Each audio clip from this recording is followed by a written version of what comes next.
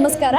ನಾವಿವತ್ತು ಇರುವಂಥದ್ದು ಒಂದು ಪುಣ್ಯ ಕ್ಷೇತ್ರದಲ್ಲಿ ಇದ್ದೇವೆ. ಅದು ಯಾವುದು ಅಂತ ಹೇಳಿದ್ರೆ ದಕ್ಷಿಣ ಕನ್ನಡ ಜಿಲ್ಲೆಯ ಬಂಟ್ವಾಳ ತಾಲೂಕಿನ ಕರೋಪಾಡಿ ಗ್ರಾಮದ ಪದ್ಯಾಣದ ಈ ಒಂದು ಮಹಾಲಿಂಗೇಶ್ವರ ದೇವರ ಸನ್ನಿಧಾನದಲ್ಲಿ ನಾವಿದ್ದೇವೆ. ಯಾಕಂತ ಹೇಳಿದ್ರೆ ಇಲ್ಲಿ ಇವತ್ತು ಬ್ರಹ್ಮಕಲಶೋತ್ಸವದ ಸಂಭ್ರಮ ನಡೀತಾ ಇರುವಂಥದ್ದು. ಕಳೆದ ಮಾರ್ಚ್ 30ರಿಂದ ಏಪ್ರಿಲ್ 6ರವರೆಗೆ ನಡೆಯುವಂತಹ ಈ ಒಂದು ಬ್ರಹ್ಮಕಲಶೋತ್ಸವ ಸಂದರ್ಭದಲ್ಲಿ ಇವತ್ತು ಶ್ರೀ ದೇವರಿಗೆ ಬ್ರಹ್ಮಕಲಶೋತ್ಸವ ನಡೀತಾ ಇರುವಂಥದ್ದು. ಸಾವಿರಾರು ಭಕ್ತಾದಿಗಳ ಈ ಒಂದು ಸಂಭ್ರಮದಲ್ಲಿ ಭಾಗಿಯಾಗಿದ್ದಾರೆ. ಪದ್ಯಾಣ ಅಂತ ಹೇಳಿದರೆ ಹಲವಾರು ಒಂದು ವಿಶೇಷವಾದಂತಹ ಗ್ರಾಮ ಅಂತ ಹೇಳ್ಬೋದು. ಹಲವಾರು ಒಂದು ಸಾಂಸ್ಕೃತಿಕ ಆಗಿರ್ಬೋದು, ಕಲಾರಾಧನೆ ಆಗಿರ್ಬೋದು, ದೈವಿಕ ಆಗಿರ್ಬೋದು, ಎಲ್ಲ ರೀತಿಯಲ್ಲಿ ಕೂಡ ಒಂದು ನಮ್ಮ ಜಿಲ್ಲೆಯಲ್ಲಿ ವಿಶೇಷವಾಗಿರುವಂತಹ ಸ್ಥಾನಮಾನವನ್ನು ಹೊಂದಿರುವಂತಹ ಪದ್ಯಾಣದಲ್ಲಿ ಇವತ್ತು ಸಂಭ್ರಮ ಮನೆ ಮಾಡಿರುವಂಥದ್ದು. ಹಾಗಾದರೆ ಈ ಒಂದು ಸಂಭ್ರಮವನ್ನು ತಾವೆಲ್ಲರೂ ಕಣ್ತುಂಬಿಕೊಳ್ಬೇಕಾದ್ರೆ ಈ ಒಂದು ವಿಶೇಷ ಏನಿದೆ ಸರ್, ಇವೆಲ್ಲವನ್ನ ಕೇಳ್ಕೊಂಡು ಬರೋಣ.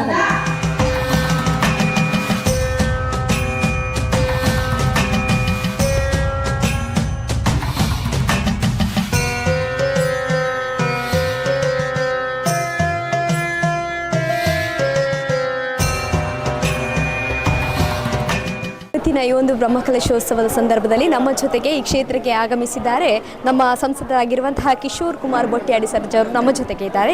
ಈ ಕ್ಷೇತ್ರಕ್ಕೆ ಬಂದು ಈ ಒಂದು ಬ್ರಹ್ಮಕಲಶೋತ್ಸವದ ವೀಕ್ಷಿಸಿ ತಾವು ಏನು ಹೇಳ್ತಾರೆ ಅಂತ ಹೇಳಿ ಕೇಳ್ಕೊಂಡು ಬರೋಣ. ಸರ್ ನಮಸ್ತೆ. ಪದ್ಯಾಣಕ್ಕೆ ಬಂದು ಈ ಒಂದು ಬ್ರಹ್ಮಕಲಶೋತ್ಸವದಲ್ಲಿ ಭಾಗಿಯಾಗಿ ತಮಗೆ ಏನು ಅನ್ನಿಸ್ತಾ ಉಂಟು, ಹೇಗೆ ಅನ್ನಿಸ್ತು?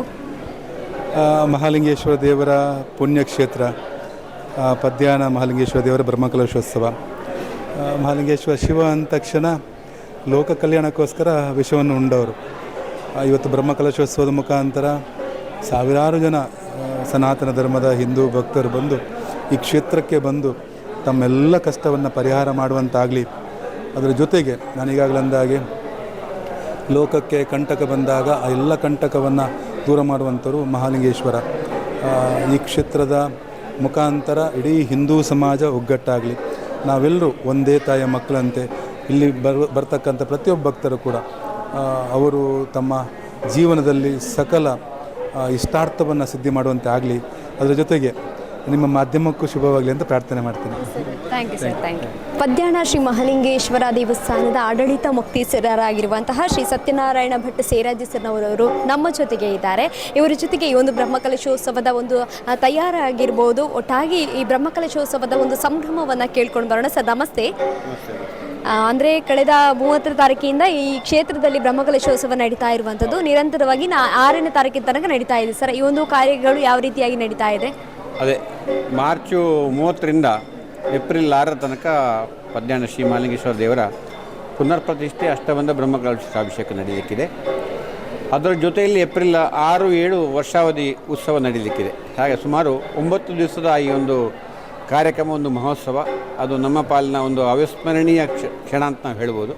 ಇದು ನಮ್ಮ ಒಂದು ಯೋಗ, ನಮ್ಮೊಂದು ಭಾಗ್ಯ ಅಂತ ಹೇಳ್ಬೋದು. ಯಾಕಂದರೆ ಒಂದು ಬ್ರಹ್ಮಕಲಶೋತ್ಸವದಲ್ಲಿ ತೊಡಗಲಿಕ್ಕೆ, ಒಂದು ಬ್ರಹ್ಮಕಲಶೋತ್ಸವದಲ್ಲಿ ಪಾಲ್ಗೊಳ್ಳಲಿಕ್ಕೆ ಅದಕ್ಕೆ ಏನೋ ಒಂದು ಋಣ ಇರಬೇಕು. ನಮ್ಮ ಪೂರ್ವಜರು ಮಾಡಿರ್ತಕ್ಕಂಥ ಪುಣ್ಯದ ಫಲ ಅಂತೇಳಿ ನಾವು ತಿಳ್ಕೊಂಡಿದ್ದೇವೆ.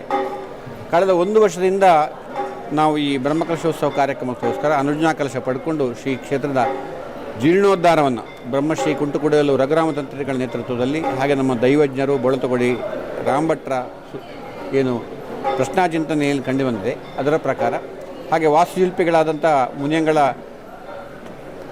ಕೃಷ್ಣ ಪ್ರಸಾದ ಇವರ ಮಾರ್ಗದರ್ಶನದ ಮೇರೆಗೆ ಈ ಕ್ಷೇತ್ರದ ಎಲ್ಲ ಅಭಿವೃದ್ಧಿ ಕಾರ್ಯಗಳು ನಡೆದು ಅದು ಸಂಪನ್ನಗೊಂಡು ಇದೀಗ ಬ್ರಹ್ಮಕಲಶದ ಸಡಗರದಲ್ಲಿ ನಾವಿದ್ದೇವೆ.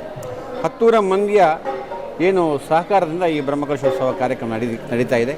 ಇದರಲ್ಲಿ ನಮ್ಮ ಹೊಟ್ಟೆ ಹಸಿವಿಗೆ ಮಾತ್ರ ಆಹಾರ ಅಲ್ಲ, ಅದರೊಟ್ಟಿಗೆ ನಮ್ಮ ಬುದ್ಧಿಗೆ, ನಮ್ಮ ಚಿಂತನೆಗೆ, ನಮ್ಮ ಮನಸ್ಸಿಗೆ ಆಹಾರವನ್ನು ಕೊಡುವಂತಹ, ನಮ್ಮ ಬುದ್ಧಿಮಟ್ಟವನ್ನು, ನಮ್ಮ ವೈಯಕ್ತಿಕ ಜೀವನ ಮಟ್ಟವನ್ನು ಏರಿಸ್ತಕ್ಕಂಥ, ಅದಕ್ಕೆ ಮಾರ್ಗದರ್ಶನ ಕೊಡುವಂತಹ ಒಂದು 10 ಹಲವು ಕಾರ್ಯಕ್ರಮಗಳನ್ನು ಇದರೊಂದಿಗೆ ಜೋಡಿಸ್ಕೊಂಡಿದ್ದೇವೆ. ನಿರಂತರ ಅನ್ನದಾನ ನಡೀತಾ ಇದೆ. ಈ ಊರಿನಲ್ಲಿ ಯಾರು ಕೂಡ ತಮ್ಮ ಮನೆಯಲ್ಲಿ ಅಡುಗೆ ಮಾಡಬಾರ್ದು, ದೇವಸ್ಥಾನದಲ್ಲೇ ಬಂದು ಬೆಳಗಿನ ಸಂಜೆವರೆಗೆ, ಬೆಳಗಿನ ತಿಂಡಿ ಇರ್ಬೋದು, ಮಧ್ಯಾಹ್ನ ಊಟ ಇರ್ಬೋದು, ಸಾಯಂಕಾಲ ತಿಂಡಿ ಇರ್ಬೋದು, ರಾತ್ರಿ ಊಟ ಇರ್ಬೋದು, ಸುತ್ತಮುತ್ತಲಿನ ಎಲ್ಲ ಮಂದಿಗಳು ಬಂದು ಆ ದೇವರ ಪ್ರಸಾದ ಅಂಥೇಳಿ ಸ್ವೀಕರಿಸಬೇಕು ಅಂತ ನಮ್ಮ ಮನವಿ ಮೇರೆಗೆ ಆ ಪ್ರಕಾರವಾಗಿ ಭಕ್ತರು ಬರ್ತಾ ಇದ್ದಾರೆ. ಊಟ ಎಲ್ಲರ ಮನೆಯಲ್ಲೂ ಇದೆ. ಆದರೆ ಇಲ್ಲಿ ಒಂದೇ ಏನು ಕೊಪ್ಪರಿಗೆಯಲ್ಲಿ ಬೇಯಿಸಿದ ಅನ್ನವನ್ನು ಹಂಚಿ ತಿಂದರೆ ಅದು ದೇವರ ಪ್ರಸಾದ ಆಗ್ತದೆ. ಮಧ್ಯಾಹ್ನಕ್ಕೆ ಪದ್ಯಾಣ ಅಂತಕ್ಕಂಥ ಒಂದು ಪ್ರಸಿದ್ಧ ವಾಕ್ಯವೇ ಇದೆ. ಅಂದರೆ ಆತಿಥ್ಯಕ್ಕೆ ಹೆಸರುವಾಸಿ ಪದ್ಯಾಣ. ಹಾಗಾಗಿ ಇವತ್ತು ಪದ್ಯಾಣ ಶ್ರೀ ಮಹಾಲಿಂಗೇಶ್ವರ ಕ್ಷೇತ್ರಕ್ಕೆ ನಮ್ಮ ಆತಿಥ್ಯವನ್ನು ಸ್ವೀಕರಿಸಲಿಕ್ಕೆ, ಅತಿಥಿ ದೇವೋಭವ ಅಂತ ನಾವು ಹೇಳ್ತೇವೆ, ನಮ್ಮ ಆತಿಥ್ಯವನ್ನು ಸ್ವೀಕರಿಸಲಿಕ್ಕೆ ಭಕ್ತಾದಿಗಳು ಬರ್ತಾ ಇದ್ದಾರೆ. ಭಕ್ತಾದಿಗಳು ಉಂಡು ತೃಪ್ತರಾಗಿ ಊಟ ಒಳ್ಳೆಯದಾಗಿದೆ ಅಂತ ಹೇಳಿ ಹರಸಿದರೆ ಅದುವೇ ಆ ಮಹಾಲಿಂಗೇಶ್ವರ ದೇವರು ನಮಗೆ ಮಾಡುವಂತಹ ದೊಡ್ಡ ಒಂದು ಆಶೀರ್ವಾದ, ಅವರೊಂದು ಅನುಗ್ರಹ ಅಂತೇಳಿ ತಿಳ್ಕೊಂಡಂತಹ ಭಾವುಕ ಭಕ್ತರು ಪದ್ಯಾಣದವರು. ಪದ್ಯಾಣ ಅಂತಕ್ಕಂಥ ಒಂದು ಪುಟ್ಟ ಊರು, ಅದು ಕಲೆಗೆ ಬಹಳ ಪ್ರಸಿದ್ಧ, ಯಕ್ಷಗಾನಕ್ಕೆ ಬಹಳ ಪ್ರಸಿದ್ಧ, ಸಂಗೀತಕ್ಕೆ ಬಹಳ ಪ್ರಸಿದ್ಧ, ಸಾಹಿತ್ಯಕ್ಕೆ ಬಹಳ ಪ್ರಸಿದ್ಧ. ಅಂಥ ಮನೆಗಳಲ್ಲಿ ಕಲಾವಿದರು ಹುಟ್ಟುವಂತಹ, ಆ ಕಲೆಗೆ ಪ್ರೋತ್ಸಾಹವನ್ನು ನೀಡುವಂತಹ, ಕಲೆಗೆ ಪೋಷಕರಾಗುವಂತಹ ಒಂದು ಪುಣ್ಯಕ್ಷೇತ್ರ, ಪುಣ್ಯ ಜಾಗ ಅಂದರೆ ಅದು ಈ ಪದ್ಯಾಣ. ಅಂತಹ ಒಂದು ಕಲಾಗ್ರಾಮ. ಅದಕ್ಕೆ ಮೂಲದಲ್ಲಿ ಈ ಮಹಾಲಿಂಗೇಶ್ವರ ದೇವರು ಇಂತಹ ಒಂದು ಪ್ರಕೃತಿಯ ಸುಂದರ ತಾಣದ ಮಧ್ಯೆ ಇರತಕ್ಕಂಥ ಈ ಕ್ಷೇತ್ರಕ್ಕೆ, ಈ ಪದ್ಯಾಣದ ಮಹಾಲಿಂಗೇಶ್ವರನ ಹೂದೋಟಕ್ಕೆ, ಬ್ರಹ್ಮಕಲಶಕ್ಕೆ ಎಲ್ಲ ಭಕ್ತಾದಿಗಳನ್ನು ಆಹ್ವಾನಿಸಿ ನಮ್ಮ ಆತಿಥ್ಯವನ್ನು ಸ್ವೀಕರಿಸಿ ನಮ್ಮೊಂದಿಗೆ ಸಹಕರಿಸಿಕೊಂಡು ಆ ಶ್ರೀ ಮಹಾಲಿಂಗೇಶ್ವರ ದೇವರ ಸಿರಿಮುಡಿ ಗಂಧ ಪ್ರಸಾದವನ್ನು ನಮಗೆ ತೆಗೆಸಿಕೊಟ್ಟು ಈ ಬ್ರಹ್ಮಕಲಶ ಯಶಸ್ಸಿನಲ್ಲಿ ತಾವೆಲ್ಲರೂ ಪಾಲ್ಗೊಳ್ಳಬೇಕು ಅಂತೇಳಿ ನಾನು ಇಡೀ ಕ್ಷೇತ್ರದ ಪರವಾಗಿ ತಮ್ಮೆಲ್ಲನ್ನು ಆಹ್ವಾನಿಸ್ತಾ ಇದ್ದೇನೆ.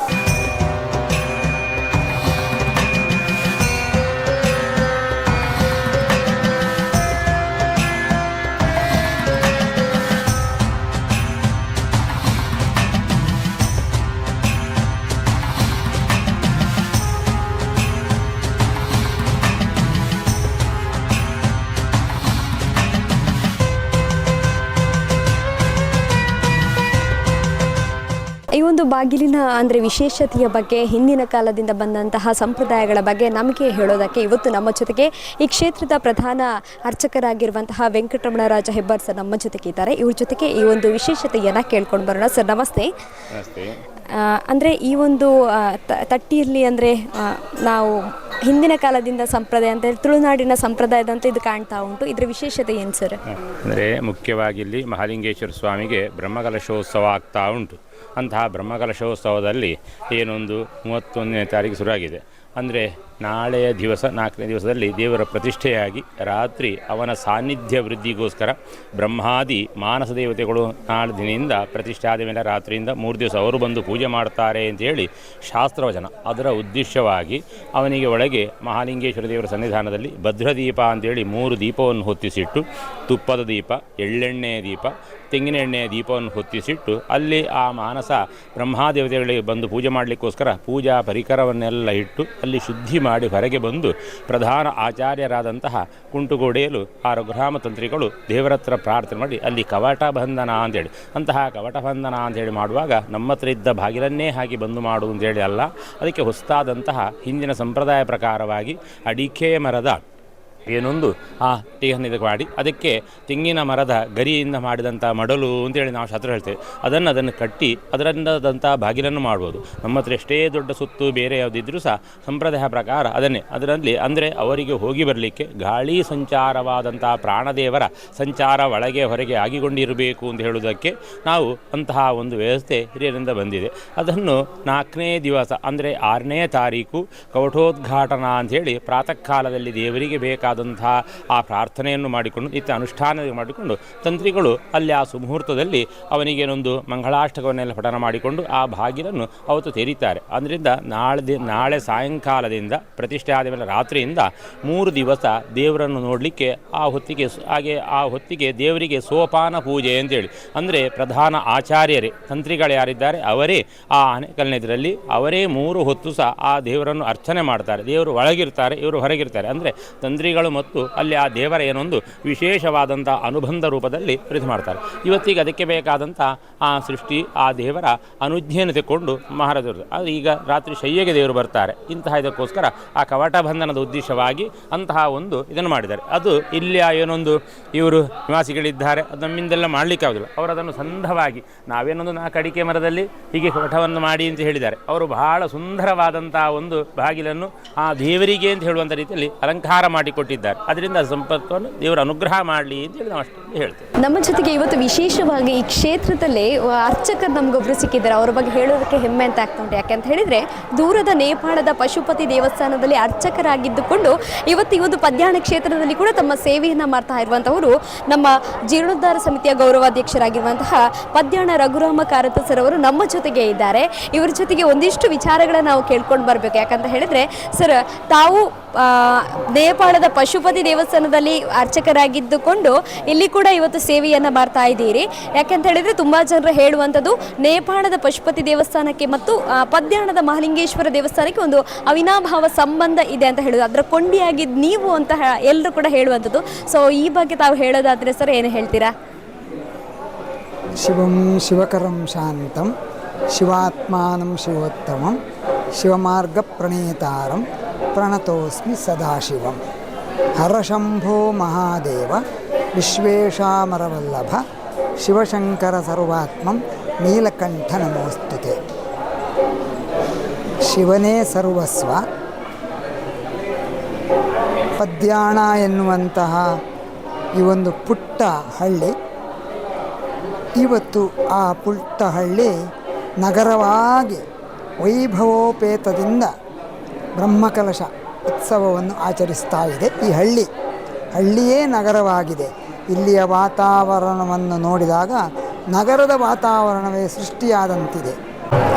ಇವತ್ತಿನ ಒಂದು ಬ್ರಹ್ಮಕಲಶೋತ್ಸವ ಸಂದರ್ಭದಲ್ಲಿ ನಮ್ಮ ಜೊತೆಗೆ ನೀರಿನ ವ್ಯವಸ್ಥೆಯನ್ನು ನೋಡಿಕೊಂಡು ಈ ಒಂದು ಬ್ರಹ್ಮಕಲಶೋತ್ಸವದಲ್ಲಿ ತಮ್ಮ ಸೇವೆಯನ್ನು ಮಾಡ್ತಾ ಇರುವಂಥವರು ಡಾಕ್ಟರ್ ಮಹೇಶ್ ಪದ್ಯಾನ ಸರ್ ನಮ್ಮ ಜೊತೆಗಿದ್ದಾರೆ. ಇವ್ರ ಜೊತೆಗೆ ಈ ಒಂದು ವ್ಯವಸ್ಥೆಯ ಬಗ್ಗೆ ಕೇಳ್ಕೊಂಡು ಬರೋಣ. ಸರ್ ನಮಸ್ತೆ. ಇವತ್ತು ಅಂದರೆ ಈಗ ಬೇಸಿಗೆ ಕಾಲದಲ್ಲಿ ಎಲ್ಲರೂ ಕೂಡ ಆಹಾರ ಬೇಡ ಆದರೆ ನೀರು ಬೇಕು ಅಂತ ಹೇಳುವವರೇ ಹೆಚ್ಚಾಗಿ. ಸೊ ಈ ಸಂದರ್ಭದಲ್ಲಿ ಈ ಕ್ಷೇತ್ರದಲ್ಲಿ ತಾವು ನೀರಿನ ಒಂದು ಉಸ್ತುವಾರಿಯನ್ನು ವಹಿಸಿಕೊಂಡು ಆ ಸೇವೆಯನ್ನು ಮಾಡ್ತಾ ಇದ್ದೀರಿ. ಈ ಬಗ್ಗೆ ಹೇಳೋದಾದರೆ? ಹೌದು, ಈಗ ನಮಗೆ ಬೇಸಿಗೆಯಲ್ಲಿ ಅದು ದೊಡ್ಡ ರಿಸ್ಕು. ಒಂದು ನಿಮಿಷ ಕೂಡ ನೀರಿಲ್ಲದೆ ಆಗಬಾರ್ದು. ಹಾಗಾಗಿ ನಾವೇನು ಮಾಡಿದ್ದೇವೆ ಅಂದರೆ ಕೆಲವು ಟ್ಯಾಂಕಿಗಳನ್ನು ನಾವು ಇಲ್ಲಿ ಪದ್ಯಾಣದಲ್ಲಿ ಒಂದು ಸಮಸ್ಯೆ ಅಂತ ಹೇಳಿದರೆ ಬೋರ್ವೆಲ್ಲಿಗೆ ನೀರಿಲ್ಲ. ನಮಗೆ ಇರುವ ಕೆರೆಗಳಲ್ಲಿ ನೀರಾಗಬೇಕಷ್ಟೆ. ಹಾಗೆ 3-4 ಕೆರೆಗಳನ್ನು ಐಡೆಂಟಿಫೈ ಮಾಡಿ ಆ ಕೆರೆಗಳಿಂದ 3-4 ಟ್ಯಾಂಕಿಗಳನ್ನು ಇಂಟರ್ ಕನೆಕ್ಟ್ ಮಾಡಿದ್ದೇವೆ ಒಂದಕ್ಕೊಂದು. ಯಾವ ಕೆರೆಯಿಂದ ಯಾವ ಪಂಪಿನಿಂದ ಯಾವ ಟ್ಯಾಂಕಿಗೆ ಕೂಡ ಬೇಕಾದರೂ ನೀರು ಹೋಗುವ ಹಾಗೆ ವ್ಯವಸ್ಥೆ ಮಾಡಿಕೊಂಡಿದ್ದೇವೆ. ಗೇಟ್ ವಾಲನ್ನು ಬದಲಿಸಿಕೊಂಡು ಅದನ್ನು ಮಾಡಿಕೊಂಡು ನಾವು ಟ್ಯಾಂಕಿನಲ್ಲಿ ಯಾವುದೇ ಟೈಮಲ್ಲಿ ನೀರು ಇಲ್ಲದಾಗೆ ನೀರು ಖಾಲಿಯಾದ ಕೂಡಲೇ ಅದಕ್ಕೆ ಹಾಕುವಂಥ ವ್ಯವಸ್ಥೆಯನ್ನು ಮಾಡಿದ್ದೇವೆ. ಎಲ್ಲ ವಾಲಂಟಿಯರ್ಸ್ ಇದ್ದಾರೆ. ಅವರು ಒಬ್ಬರಿಗೊಬ್ಬರು ಮಾತಾಡಿಕೊಂಡು ಟ್ಯಾಂಕಿಯಲ್ಲಿ ಕಡಿಮೆ ಆದ ಕೂಡಲೇ ಕೆರೆಯಲ್ಲಿ ಯಾವ ಕೆರೆಯಲ್ಲಿ ಕಡಿಮೆ ಇದೆ ಅದನ್ನು ಬಿಟ್ಟು ಇನ್ನೊಂದು ಕೆರೆಯಿಂದ ಹಾಕುವಾಗೆ ವ್ಯವಸ್ಥೆ ಮಾಡಿದ್ದೇವೆ. ಪದ್ಯಾಣದ ಈ ಒಂದು ಬ್ರಹ್ಮಕಲಶೋತ್ಸವ ಸಂದರ್ಭದಲ್ಲಿ ಎಲ್ಲರೂ ಕೂಡ ನೋಡ್ತಾ ಇರುವಂಥದ್ದು ಒಂದು ಕಡೆ ಸಾಂಸ್ಕೃತಿಕ ವೈಭವ, ಅಂದರೆ ವಿವಿಧ ರೀತಿಯ ಸಾಂಸ್ಕೃತಿಕ ವಿನೋದಾವಳಿಗಳು ಈ ಒಂದು ಕ್ಷೇತ್ರದಲ್ಲಿ ನಡೀತಾ ಇರುವಂಥದ್ದು. ಅದೇ ರೀತಿ ಆ ಒಂದು ಸಾಂಸ್ಕೃತಿಕ ಕಾರ್ಯಕ್ರಮದ ಒಂದು ವ್ಯವಸ್ಥಾಪಕರಾಗಿದ್ದುಕೊಂಡು ಅದನ್ನು ಮುನ್ನಡೆಸ್ತಾ ಇರುವಂಥವರು ನಮ್ಮ ಜೊತೆಗೆ ಇದ್ದಾರೆ. ಇದೀಗ ಚೈತನ್ಯ ಪದ್ಯಾಣ ಸರ್ ಜೊತೆಗೆ ವಿದುಷಿ ಪ್ರಣತಿ ಚೈತನ್ಯ ಪದ್ಯಾಣ ಇವರು ಕೂಡ ನಮ್ಮ ಜೊತೆಗಿದ್ದಾರೆ. ಇವ್ರ ಜೊತೆಗೆ ಸಾಂಸ್ಕೃತಿಕ ಕಾರ್ಯಕ್ರಮ ಈ ಒಂದು ಕ್ಷೇತ್ರದಲ್ಲಿ ಈ ಒಂದು ಬ್ರಹ್ಮಕಲಶೋತ್ಸವ ಸಂದರ್ಭದಲ್ಲಿ ಯಾವ ರೀತಿಯಾಗಿ ಮೂಡಿ ಬರ್ತಾ ಇದ್ದಾರೆ ಅನ್ನೋದನ್ನು ಕೇಳ್ಕೊಂಡು ಬರೋಣ. ಸರ್ ನಮಸ್ತೆ. ಇವರನ್ನೆಲ್ಲರೂ ಕೂಡ ಯಕ್ಷಗಾನದ ಒಂದು ನಾವು ವೇದಿಕೆಯಲ್ಲಿ ನೋಡಿರ್ಬೋದು, ಬಹಳ ಫೇಮಸ್ ಇವರು. ಸೊ ಸರ್, ಈ ಒಂದು ಕ್ಷೇತ್ರದಲ್ಲಿ ತಾವು ಇದ್ದುಕೊಂಡು ಸಾಂಸ್ಕೃತಿಕ ಕಾರ್ಯಕ್ರಮವನ್ನು ಯಾವ ರೀತಿಯಾಗಿ ನಡೆಸ್ಕೊಂಡು ಬರ್ತಾ ಇದ್ದೀರಿ ಸರ್? ಮೊದಲನೇದಾಗಿ ನಮಸ್ತೆ. ನಮ್ಮವರಿಗೆ, ನಿಮ್ಮ ಚಾನಲ್ನವರಿಗೆ ಹೃತ್ಪೂರ್ವಕ ಸ್ವಾಗತವನ್ನು ಬಯಸ್ತೇನೆ. ನಮ್ಮ ಈ ಅಪರೂಪದ ಈ ನಮ್ಮ ಸಣ್ಣ ಊರಿನ ಇಷ್ಟು ದೊಡ್ಡ ಕಾರ್ಯಕ್ರಮಕ್ಕೆ ನಿಮಗೆಲ್ಲರಿಗೂ ಈ ವಾಹಿನಿಯಲ್ಲಿ ನೋಡ್ತಾ ಇರೋ ಎಲ್ಲರಿಗೂ ಸ್ವಾಗತವನ್ನು ಬಯಸ್ತೇನೆ. ಈ ಇಷ್ಟು ದೊಡ್ಡ ಕಾರ್ಯಕ್ರಮದಲ್ಲಿ ಸಾಂಸ್ಕೃತಿಕ ಕಾರ್ಯಕ್ರಮದಲ್ಲಿ ವಿಶೇಷವಾಗಿ ನಾವು ಹೇಗೆ ವ್ಯವಸ್ಥೆಯನ್ನು ಮಾಡಿದ್ದೇವೆ ಹೇಳಿದರೆ, ಮೊದಲಿನ ಹಗಲಿನ ಎಲ್ಲ ಕಾರ್ಯಕ್ರಮಗಳು ನಮ್ಮ ಊರಿನ ಹತ್ತಿರದ ಊರಿನ ಎಲ್ಲ ಕಲಾವಿದರನ್ನು ಗುರುತಿಸಿ ಪ್ರತ್ಯೇಕ ಬೇರೆ ಬೇರೆ ರೀತಿಯ ವಿವಿಧ ರೀತಿಯ ಕಲಾವಿದರಿಗೆ ಅನುಕೂಲ ಅಂದರೆ ಅವರಿಗೆ ಅವಕಾಶವನ್ನು ಕೊಡುವ ರೀತಿಯಲ್ಲಿ ಹಗಲಿನ ಎಲ್ಲ ಕಾರ್ಯಕ್ರಮಗಳನ್ನು ಮಾಡಿದ್ದೇವೆ. ಉದಾಹರಣೆಗೆ ಯಕ್ಷಗಾನ ತಾಳಮದ್ದಲೆ, ಸುಗಮ ಸಂಗೀತ, ಭಕ್ತಿ ಸಂಗೀತ, ಸ್ಯಾಕ್ಸೋಫೋನು ಅಂಥ ಕಾರ್ಯಕ್ರಮಗಳನ್ನು ಮಾಡ್ತಾ ಇದ್ದೇವೆ. ಆಮೇಲೆ ಮಧ್ಯಾಹ್ನ ಮೇಲೆ 4 ಗಂಟೆಗೆ ಸರಿಯಾಗಿ ವಿವಿಧ ಧಾರ್ಮಿಕ ಮುಖಂಡರಿಂದ ಧಾರ್ಮಿಕ ಪ್ರವಚನ, ನಮ್ಮ ಊರಿನ ವಿವಿಧ ಬೇರೆ ಬೇರೆ ಕ್ಷೇತ್ರದ ಸ್ವಾಮೀಜಿಯವರುಗಳ ಆಶೀರ್ವಚನ ಅಂತ ದೊಡ್ಡ ದೊಡ್ಡ ಸಭಾ ಕಾರ್ಯಕ್ರಮಗಳು ದಿನ ನಡೀತದೆ. ಆಮೇಲೆ 6:30-7 ಗಂಟೆಗೆ ಸರಿಯಾಗಿ ವಿಶೇಷವಾಗಿ ನಮ್ಮ ಸಾಂಸ್ಕೃತಿಕ ಸಭಾಂಗಣದ ಮುಂಭಾಗದಲ್ಲಿ ಉತ್ತರ ಭಾರತದಿಂದ ಬಂದಂಥ ಗಂಗಾರತಿ ಎನ್ನುವ ವಿಶೇಷ ಕಾರ್ಯಕ್ರಮ ನಮ್ಮಲ್ಲಿ ನಡೀತದೆ. ಪ್ರತಿ ದಿವಸ ಅದು ಸಂಜೆ ಒಂದು 20 ನಿಮಿಷಗಳ ಕಾಲ ಗಂಗಾರತಿ ನಡೀಲಿಕ್ಕಿದೆ. ಅದು ಪ್ರತಿಯೊಬ್ಬ ಭಕ್ತಾಭಿಮಾನಿಯೂ ಕೂಡ ಅದನ್ನು ನೋಡಲೇಬೇಕಾದಂಥ ಒಂದು ಕಾರ್ಯಕ್ರಮ. ಆಮೇಲೆ ಸಂಜೆ ಇಡೀ ದಿವಸದ ಮುಖ್ಯ ಕಾರ್ಯಕ್ರಮವಾಗಿ ಅಂತಾರಾಷ್ಟ್ರೀಯ ಖ್ಯಾತಿಯ ಸಂಗೀತ ಕಲಾವಿದರಿಂದ ಅಂಥ ವಿವಿಧ ಕ್ಷೇತ್ರದ ಕಲಾವಿದರಿಂದ ಕಾರ್ಯಕ್ರಮ ನಡೆಯುವುದು ನಮ್ಮ ಇದು ಇಡೀ ಬ್ರಹ್ಮಕಲಶೋತ್ಸವದ ಒಂದು ಶೆಡ್ಯೂಲ್ಗಳು. ಮಧ್ಯಾಹ್ನದ ಬ್ರಹ್ಮಕಲಶೋತ್ಸವದಲ್ಲಿ ನಾವು ನೋಡ್ಬೋದು ಅಲ್ಲಲ್ಲಿ ಒಂದು ಸ್ವಯಂ ಸೇವಕರು ತಮ್ಮ ಒಂದು ವಿಶೇಷವಾದಂತಹ ಸೇವೆಯನ್ನು ಮಾಡ್ತಾ ಇರುವಂಥದ್ದು. ಒಂದು ಬ್ರಹ್ಮಕಲಶೋತ್ಸವ ಇವತ್ತು ಬಹಳ ಯಶಸ್ಸಾಗಿ ನಡಿಬೇಕು ಅಂತ ಹೇಳಿದರೆ ಅದಕ್ಕೆ ಕಾರ್ಯಕರ್ತರು ಕೂಡ ಅವರ ಒಂದು ಕೆಲಸ ಕಾರ್ಯ ಕೂಡ ತುಂಬ ಮುಖ್ಯವಾಗಿರ್ತದೆ. ಅದೇ ರೀತಿ ಕಾರ್ಯಕರ್ತರನ್ನು ಒಗ್ಗೂಡಿಸುವಂಥದ್ದು ಒಬ್ಬ ನಾಯಕನಾಗಿದ್ದುಕೊಂಡು ಅದು ಕೂಡ ಅವ್ರದ್ದು ದೊಡ್ಡ ಕೆಲಸ. ಇವತ್ತು ನಮ್ಮ ಜೊತೆಗೆ ಸ್ವಯಂ ಸೇವಕರನ್ನು ಒಗ್ಗೂಡಿಸುವಂತಹ ಒಬ್ಬರು ನಾಯಕರು ನಮ್ಮ ಜೊತೆಗಿದ್ದಾರೆ. ಅದೇ ಪ್ರಸಾದ್ PG ಪದ್ಯಾಣ ಇವರು ನಮ್ಮ ಜೊತೆಗಿದ್ದಾರೆ. ಇವ್ರ ಜೊತೆಗೆ ಈ ಒಂದು ಸ್ವಯಂ ಸೇವಕರ ಒಂದು ಸಂಘಟನೆ ಆಗಿರ್ಬೋದು, ಕಾರ್ಯಕರ್ತರನ್ನು ಒಗ್ಗೂಡಿಸಿಕೊಂಡು ಪದ್ಯಾಣದ ಬ್ರಹ್ಮಕಲಶೋತ್ಸವವನ್ನು ಯಶಸ್ವಿಯಾಗಿ ನಡೆಸುವಲ್ಲಿ ತಾವು ಯಾವ ರೀತಿಯಾದಂತಹ ಕಾರ್ಯವನ್ನು ಸೇವೆಯನ್ನು ಮಾಡ್ತಾ ಇದ್ದಾರೆ ಅನ್ನೋದನ್ನು ಕೇಳ್ಕೊಂಡು ಬರೋಣ. ಸರ್ ನಮಸ್ತೆ. ನಮಸ್ತೆ. ಎಷ್ಟು ವಿಭಾಗಗಳಲ್ಲಿ ಸ್ವಯಂ ಸೇವಕರನ್ನು ತಾವು ವಿಭಾಗಿಸಿದ್ದೀರಿ? ಇಲ್ಲಿ 10 ವಿಭಾಗಗಳಲ್ಲಿ ವಿಭಾಜನೆ ಮಾಡಿದ್ದೇವೆ ಸ್ವಯಂ ಸೇವಕರನ್ನು. ಆದರೆ ಇಲ್ಲಿ ವಿಭಾಜನೆ ಮಾಡುವಂಥ ಅವಶ್ಯಕತೆ ಇಲ್ಲ. ಏನು ಕೆಲಸ ಇದ್ದರೂ ಅದನ್ನು ಎಲ್ಲಿ ಹೇಗೆ ಬೇಕು ಅದನ್ನು ನೋಡಿ ತಾವೇ ಸ್ವಯಂ ಸೇವಕರು ಮಾಡ್ತಾ ಇದ್ದಾರೆ. ನಾನು ಹೇಳುವ ಅಗತ್ಯವೇ ಇಲ್ಲ. ಎಲ್ಲರೂ ಖುದ್ದಾಗಿ ನಮ್ಮೊಂದಿಗೆ ಸಹಯೋಗ ಮಾಡ್ತಾ ಇದ್ದಾರೆ. ಏನು ಹೇಳಬೇಕಾಗಿ ಇಲ್ಲವೇ ಇಲ್ಲ. ಅವರು ಏನು ಬೇಕು ಅಂತ ಹೇಳಿದರೂ ಅವರು ನಮ್ಮ ಸ್ವಯಂ ಸೇವಕರು ಸ್ವಂತ ಇಚ್ಛೆಯಿಂದ ಸೇವೆ ಮಾಡ್ತಾ ಇದ್ದಾರೆ. ಸರ್ ಒಟ್ಟು ಎಷ್ಟು ಈಗ ಕಾರ್ಯಕರ್ತರು ಇದ್ದಾರೆ ಇದರಲ್ಲಿ? ಒಟ್ಟು ನಮಗೆ 140 ನಮ್ಮ ಊರಿನ ಆಸ್ಪಾಸಿನ ಸ್ವಯಂ ಸೇವಕರು ಇದ್ದಾರೆ. ಆಮೇಲೆ ಧರ್ಮಸ್ಥಳದಿಂದ ಗ್ರಾಮೀಣಾಭಿವೃದ್ಧಿ ಯೋಜನೆಯಿಂದ ಅಲ್ಲಿಂದ 40 ಜನ ಬಂದಿದ್ದಾರೆ. ಡೈಲಿ ಬರ್ತಾರೆ ಅವರು ನಮ್ಮೊಂದಿಗೆ ಸಹಯೋಗ ದೇವರ ಸೇವೆ ಮಾಡ್ತಾ ಇದ್ದಾರೆ. ಎಲ್ಲರೂ ಇಷ್ಟವರೆಗೆ ಯಾವುದೇ ಒಂದು ಕೊರತೆ ಮಾಡಲಿಲ್ಲ. ದೇವರ ಅನುಗ್ರಹದಿಂದ ನಡೆಸಿಕೊಡ್ತಾ ಇದ್ದಾರೆ.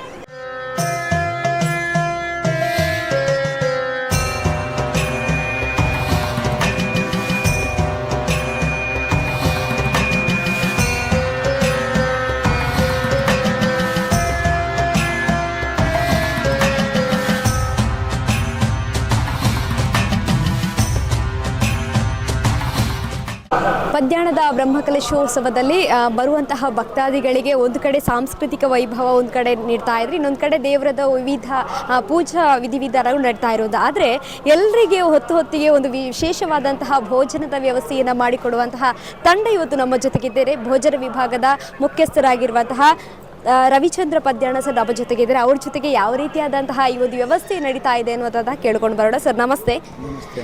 ಪದ್ಯಾಣದ ಬ್ರಹ್ಮಕಲಶೋತ್ಸವದಲ್ಲಿ ಭೋಜನ ವ್ಯವಸ್ಥೆ ಯಾವ ರೀತಿಯಾಗಿ ಅಂದರೆ ಬರುವಂತಹ ಭಕ್ತಾದಿಗಳಿಗೆ ಯಾವ ರೀತಿಯಾದಂತಹ ಭೋಜನ ವ್ಯವಸ್ಥೆ ಸಿಗ್ತಾ ಇದೆ ಸರ್? ನಮಸ್ಕಾರ, ನಾನು ರವಿಚಂದ್ರ ಪದ್ಯಾಣ ಅಂತ. ನಮ್ಮ ಪದ್ಯಾಣ ದೇವಸ್ಥಾನದ ಬ್ರಹ್ಮಕಲಶೋತ್ಸವದ ಸಮಯದಲ್ಲಿ ಬಂದವರಿಗೆ ಭೋಜನವನ್ನು ಕೊಡುವಂಥದ್ದು ನಮ್ಮ ಕರ್ತವ್ಯವಾಗಿರ್ತದೆ. ಅದು ಉತ್ತಮ ದರ್ಜೆಯ ಊಟೋಪಚಾರವನ್ನು ಮಾಡಬೇಕೆಂಬಂತಹ ನೆಲೆಯಲ್ಲಿ ನಾವು ಓಣಿ ಬೈಲು ಶಂಕರ ಐತಾಳ ಮತ್ತು ಬಳಗ ಅವರನ್ನು ನಾವು ಊಟೋಪಚಾರವನ್ನು ಮಾಡಿಕೊಡಬೇಕು ಅಂತ ಅವ್ರ ಹತ್ರ ಕೇಳಿಕೊಂಡಾದ ಲೆಕ್ಕದಲ್ಲಿ ಅವರು ಉತ್ತಮ ರೀತಿಯ ಊಟವನ್ನು ಇಷ್ಟರವರೆಗೆ ಮಾಡಿಕೊಟ್ಟಿದ್ದಾರೆ ಮತ್ತು ಉತ್ತಮ ತಂಡವನ್ನು ಇಲ್ಲಿಗೆ ಕರ್ಕೊಂಡು ಬಂದಿದ್ದಾರೆ. ಅದು ನಮ್ಮ ಒಂದು ಪುಣ್ಯ ಅಂತ ಹೇಳ್ಬೋದು.